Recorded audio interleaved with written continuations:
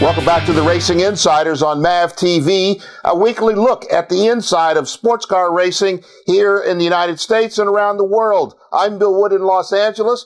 Jim Daniels is in Memphis, Tennessee. Peter Keene is in Florida. Must be great weather down there, Peter. What's up? Yeah, it's beautiful, sunny Florida down here, Bill. Just looking forward to a show on two growing sports, Rally America and Formula Drift. Jim, what's going on in Memphis? You know, it's barbecue all the time, as you say, Bill. I'm really looking forward to having Antoine and Joey on the show today. Antoine destroyed a world quality car, world championship car. I can't wait to see how he's handling this and how he's taking it. I'm sure he's a true professional and he's going to take it in stride. And the drifting, are you kidding me? Wait a minute, that's for later. But anyway, I can't wait to hear what Joey has to say on this segment. Bill? Here's our headlines for the show this week. We start off with Joey Redmond, our drifting insider, just came back from a drifting festival in Japan. He's got some news to tell us what the people think about drifting there where it was born. Can it survive? Will it be as strong going forward as it has been? We'll look at the future of drifting here in the United States. And Antoine L'Estage, a five-time champion, rally champion in Canada, and a champion here in the United States. Won one championship here. Big crash. Thankfully, he recovered. What comes up next for him? He's got to recover going forward, a comeback for a champion. That's on our show this week.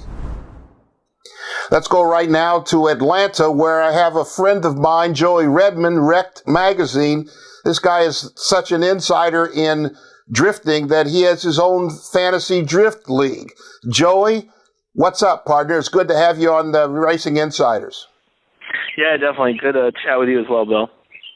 It's good to have you, especially after attending a special festival in Japan where you got a lot of inside information that will surprise some people here in the United States. What'd you find out?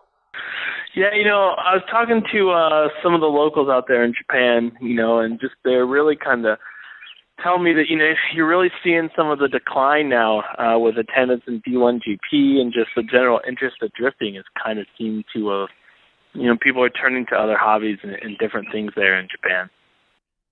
Wow, the birthplace of drifting, they're starting to level off in interest. That kind of shocks me. Did that surprise you? You know, it doesn't. You know, they have a lot of problems there with the youth has a lot less interest in cars, you know.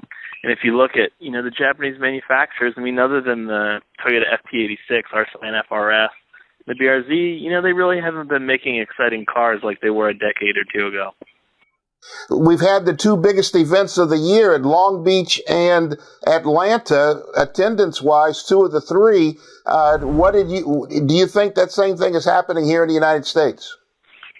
You know, it doesn't look like that at all. Long Beach, they opened up, I think, 6,000 or 7,000 kind of general admission seats where people just sat on the lawn and watched the race, and they still sold those out. So, you know, they added 6,000 seats in Long Beach, sold it out. You know, Road Atlanta was, you know, packed beyond belief, just as it has been the last 8 or 9 years. So it just really looks like there's not a lot of stopping the growth anytime soon here in the States. Jim, get in there. Hey, Joey, Jim Daniels down in Memphis. You know, my question is going to be a little left field. I know that the drifting has gotten so big. A decade ago, I had no one that worked for me on the race team that knew anything about drifting. Now, all of my main kids have club drifting cars. Here's what I see might be the problem. Do you not think drifting needs a spec car? A set of rules that kids could build by and run on a club level to build that grassroots involvement more than just, you know, all out LS7s and a Nissan. What is your feeling about having a spec package that these kids can get involved with on a drifting club level that maybe later will lead to Formula Drift and, you know, professional ranks? Yeah, I can kind of go both ways with it. To be honest, I've been kind of almost getting to a point where I'm starting to favor some of these spec chassis ideas. You know, I mean, when you look at things like if you want to change the gear ratios in a Nissan, you know, you're talking like $1,000 basically full differential, whereas you could do it with a Ford 9-inch rear end for $150.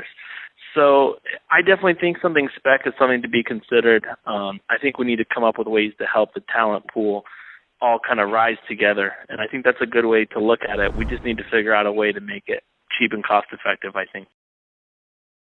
Along those lines, what's your feeling about, the actual club level drifting? Now, my kids that are working for me, I went down there and see how difficult it is to get the license. Well, how do you feel about this license process for them to actually be able to go run a larger scale event? Yeah, there's actually some really good club series, and then there's some other areas I think are kind of under-supported.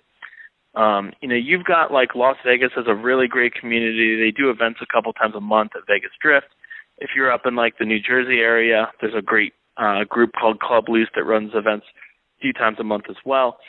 So unfortunately, I think the club level just needs to expand more, get into some of these bigger cities. Let me jump in here, Jim. We'll continue with Joey Redmond, Wrecked Magazine, our drifting insider, right after this. This is the Racing Insiders on MAVTV. We'll be right back. Let us know what you think about what the Racing Insiders have to say. Tell us on Facebook and Twitter.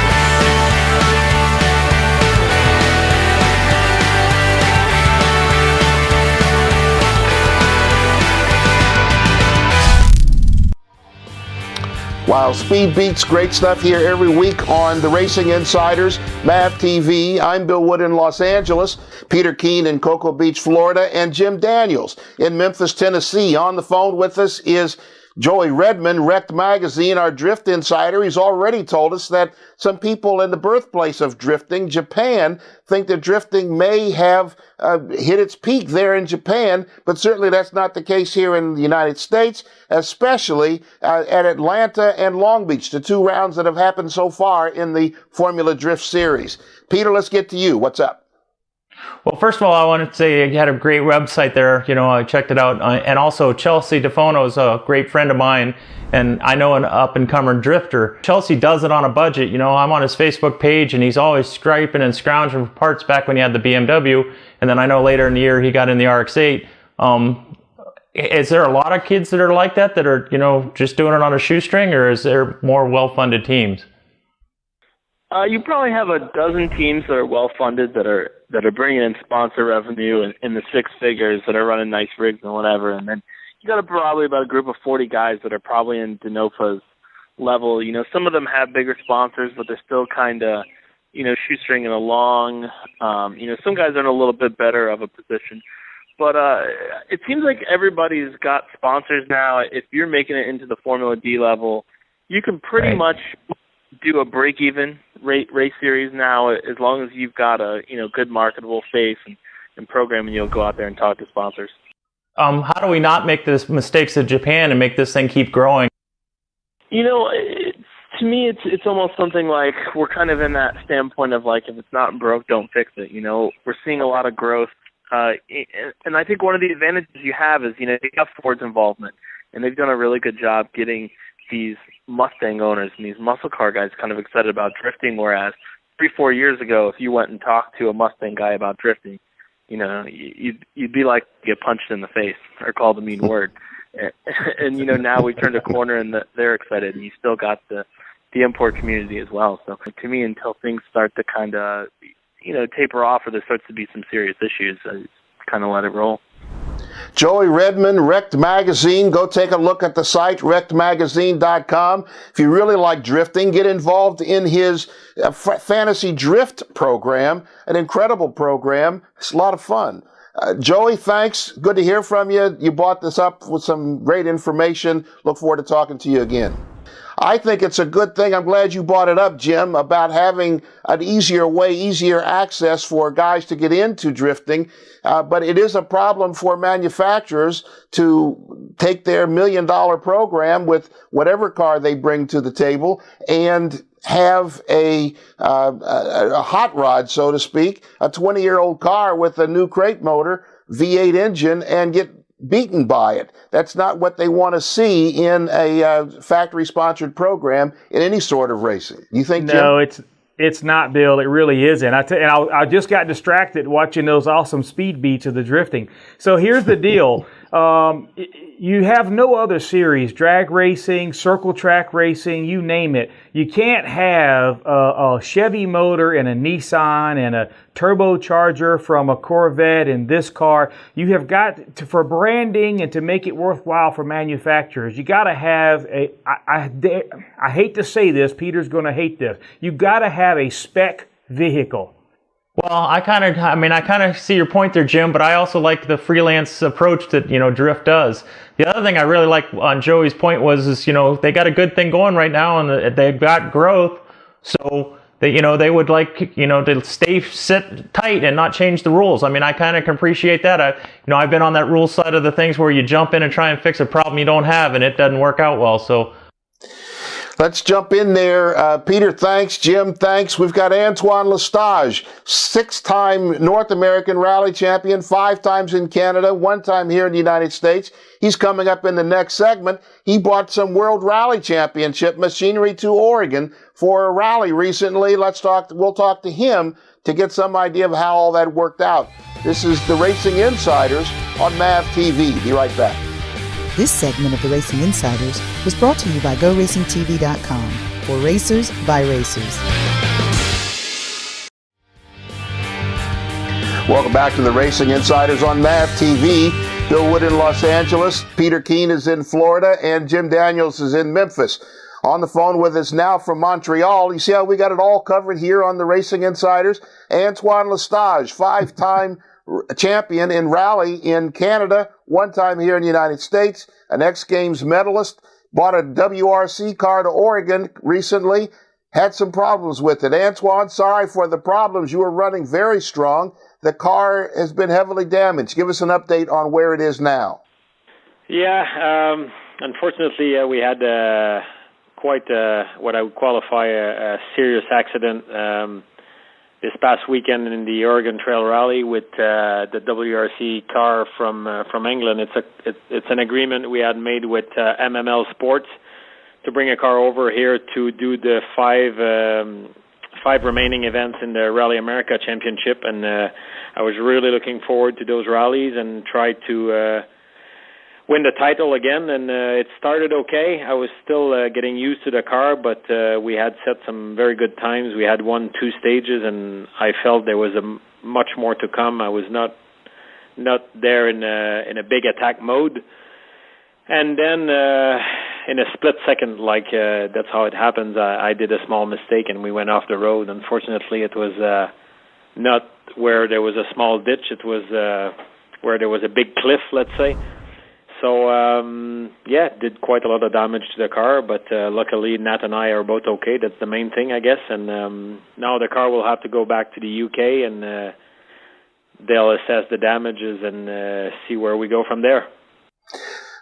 We have another rally that's coming up in Pennsylvania very quick here. Are you going to be able to have the car ready for STPR?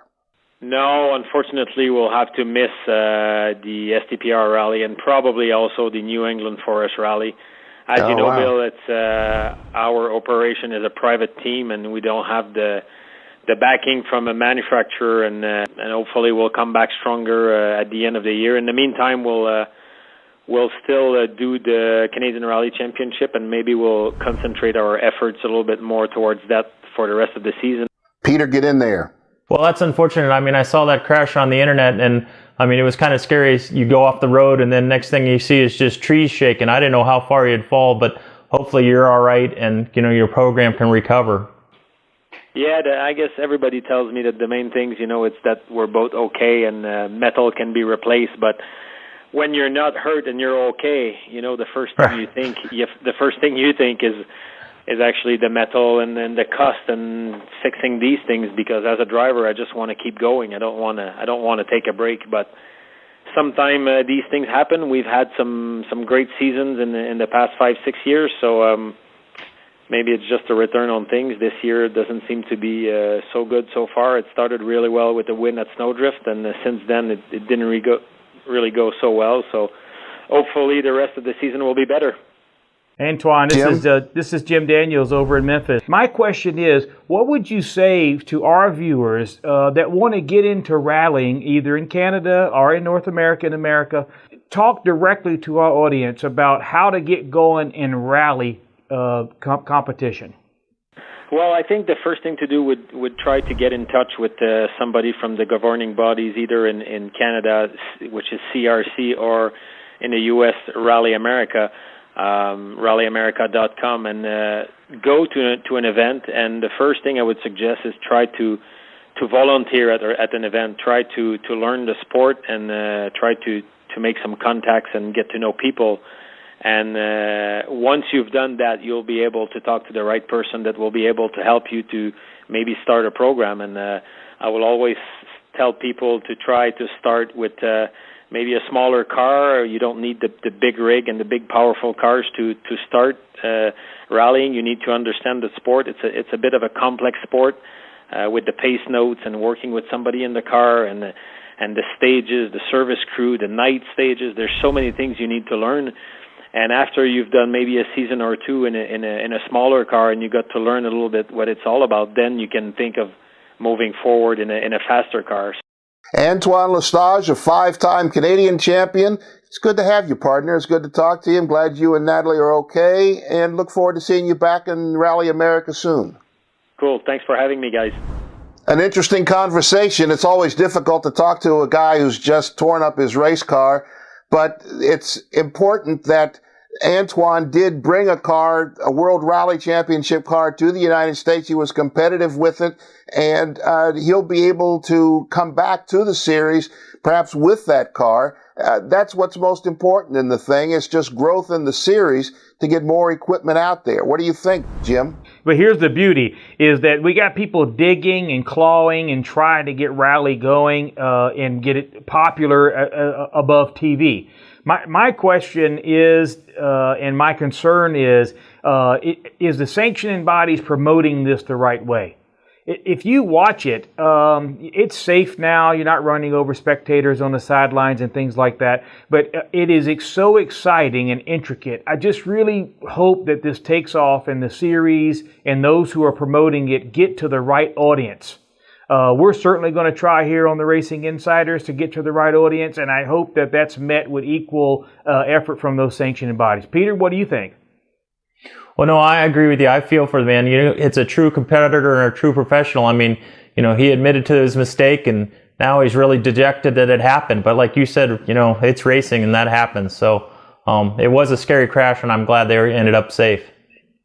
It is important to have a series that can sustain itself, and that's the challenge that's in front of Rally America. When we come back, are you kidding me? You get a chance to hear what's bumping around in our heads on the Racing Insiders. We'll be right back after this.